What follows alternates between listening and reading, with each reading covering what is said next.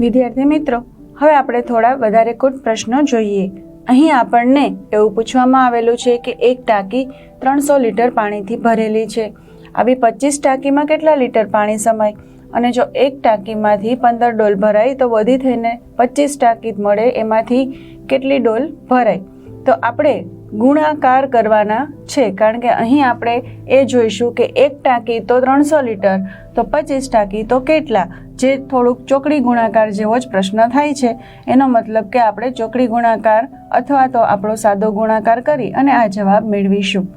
તો સૌથી પહેલાં આપણે જોઈએ, એક ટાંકી બરાબર 300 લીટર, તો 25 ટાંકી બરાબર કેટલા? એના માટે તમારે 300 ગુણ્યા 25નો ગુણાકાર કરવાનો, અથવા તો આપણે એવું કરી શકીએ કે જે ચોકડી ગુણાકાર કરતા એક ટાંકી બરાબર, એક ટાંકીમાં કેટલું છે? 300 લીટર, તો આપણી પાસે છે 25 ટાંકી, તો 25 ટાંકી બરાબર કેટલું?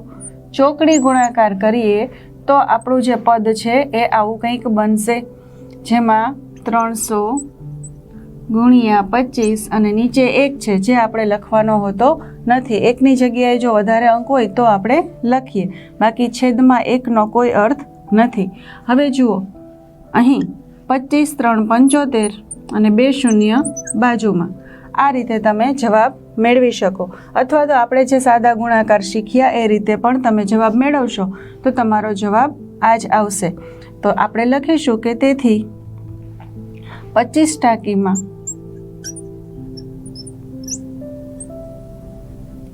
કુલ 7500 અથવા તો 7500 લીટર પાણી સમાય।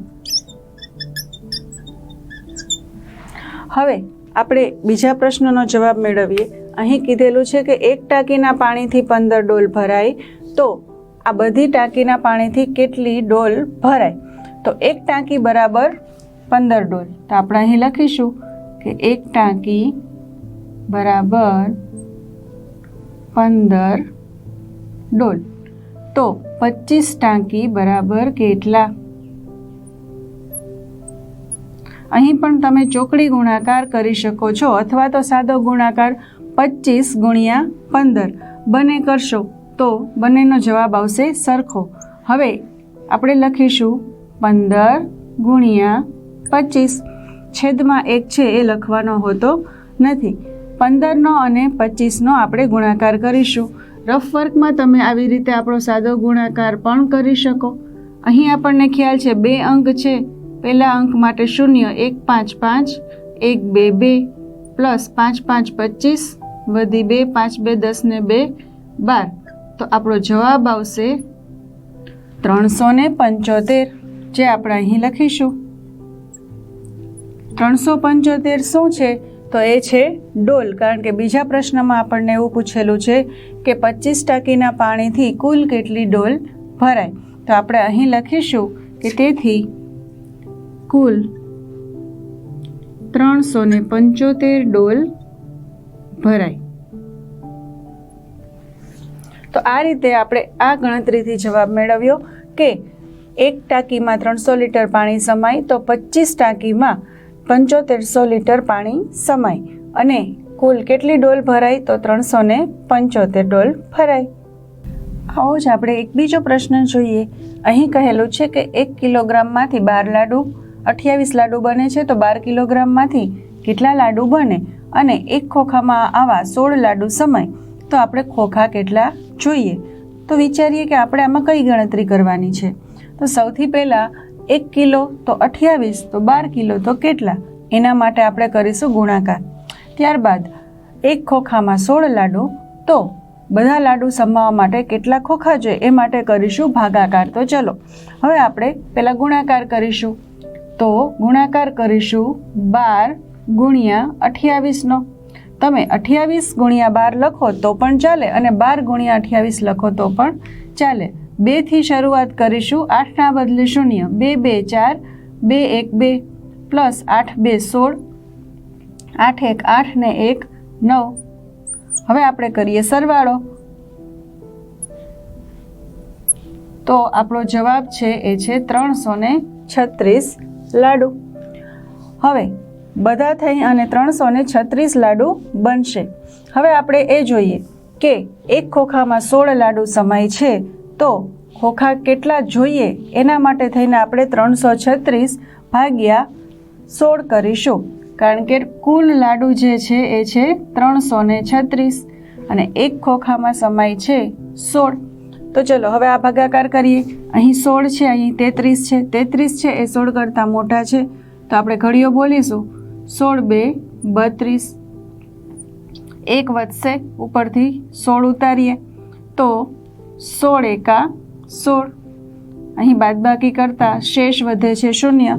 તો આવા આપણે 21 બોક્સ જોઈશે ને પાછળ શેષ કાંઈ નથી વધતી, એનો મતલબ કે એક પણ લાડુ બાકી પણ રહેતો નથી. તો ચલો હવે આપણે જવાબનું વાક્ય બનાવીએ.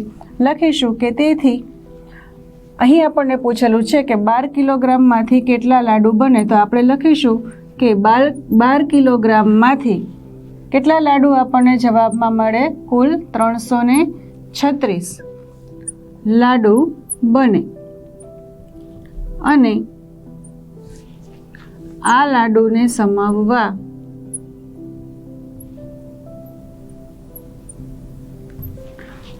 કુલ આપણને બોક્સ કેટલા મળ્યા. હંમેશા ભાગાકારનો જવાબ ઉપર આવેલો હોય, ભાગફળ એ એનો જવાબ છે, તો 21 જવાબ મળ્યો હતો.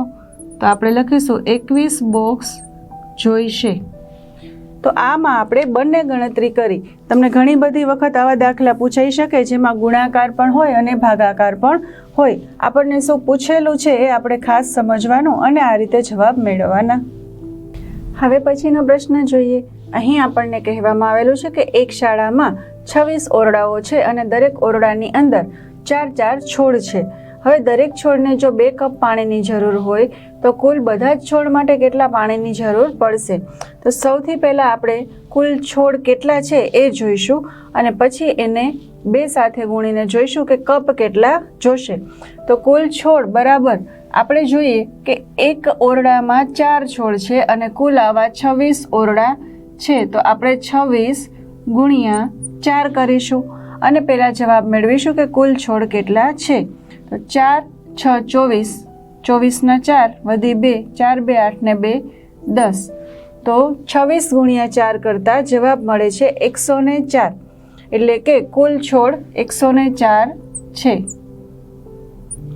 હવે દરેક છોડને 2 કપ પાણી જોઈએ છે, તો કુલ પાણી કેટલું જોઈશે એ માટે આપણે 104 છોડ છે અને 2 કપ પાણી છે. 2 4 8 2 0 0.